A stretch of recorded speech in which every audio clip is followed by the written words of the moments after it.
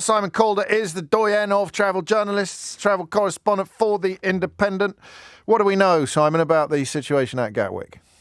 James, first of all, I'm really sorry to be reporting on yet more travel trouble, but Yes. let's tell you what happened. So probably shortly after 9 this morning, I understand that a suspicious item was found in the security check in the South Terminal. Now, the UK's second busiest airport, Gatwick, has two terminals, South, which is used by British Airways, Ryanair, Wizz Air, a number of other airlines, and North Terminal. North Terminal is unaffected except that you can't get there on the train from anywhere because the train station's been closed. What happened was they immediately evacuated the whole of the land side, i.e. the bit before security control, which includes the check-in area. It includes the railway station built into the airport. Trains are running through Gatwick, but they're not stopping there. Loads of people, of course, arriving by road. They're flying off to lovely places in the Mediterranean or across the Atlantic or wherever.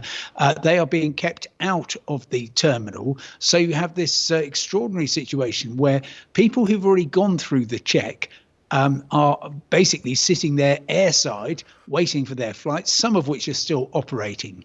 People flying into South Terminal are landing normally. They're going to the stand, but instead of walking out into international arrivals, they're being bussed to the North Terminal, where they're being processed. Of course, that's only designed for one lot of passengers, not two, so things will be getting busy there. And even when you emerge from there, you're thinking, OK, well, let's catch the train to London, Brighton or whatever. Well, you can't. So extremely messy. Happening on a Friday is about the worst possible time that it could happen.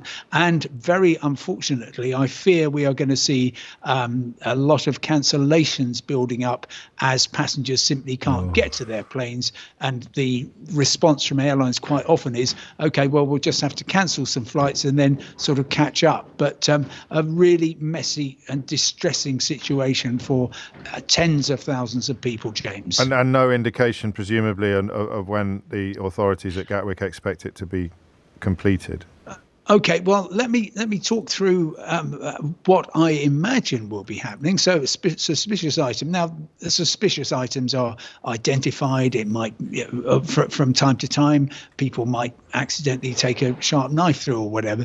Normally, that is dealt with quite kind of discreetly. So whatever it was will have alarmed the authorities sufficiently to take this very drastic action, and there will be a lot of armed police, I imagine, very much involved in clearing things down, but with a zero risk policy. They will simply be wanting to do everything they need to check the individual, to check the baggage, to work out if there's any other accompanying threats, and they will just take their time and do what needs to be done. And unfortunately, it does mean that it's going to be very messy.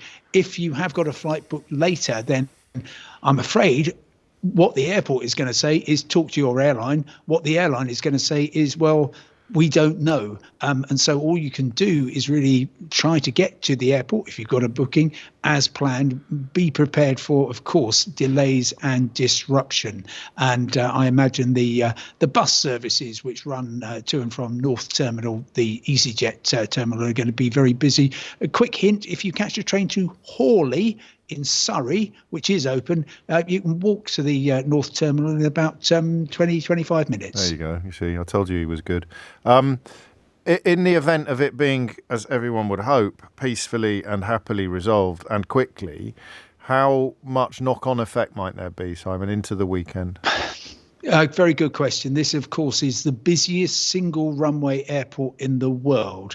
It requires everything to be running very smoothly at all times to get the sheer number of planes in and out. That hasn't been happening. We're going to see a whole kind of wodge of departures which are going to be either heavily delayed, I fear, or cancelled going out in the middle of the day. That will then build up towards the evening peak, when you've got an awful lot of people maybe finishing work, heading for the airport, flying off to a beautiful European city, that could get very messy indeed. In a sense, the one good thing is that the biggest airline at Gatwick, which is EasyJet, is not very affected by this. The vast majority of their flights go from North Terminal. But of course, it's going to be desperately frustrating if people are right this moment trying to get a train to Gatwick. They can't do that. And actually, their plane goes off without them. Oh. That's a bit of an issue which is going to be very, very concerning. That'll be the BBC. It will. Simon Calder, thank you very much indeed, the travel correspondent for The Independent, bringing you up to speed there with what we must hope is dealt with happily and quickly. But obviously the disruption is immense now. No rail services calling at Gatwick Airport at all. The South Terminal evacuated completely shortly before 11 o'clock GMT this morning following a security incident. Incoming planes still landing, as you heard. So watch this space or the social media of the airport or the airlines or the websites, all the usual things. But if you've got something planned today and it involves the South Terminal at Gatwick Airport, the news is pretty bad.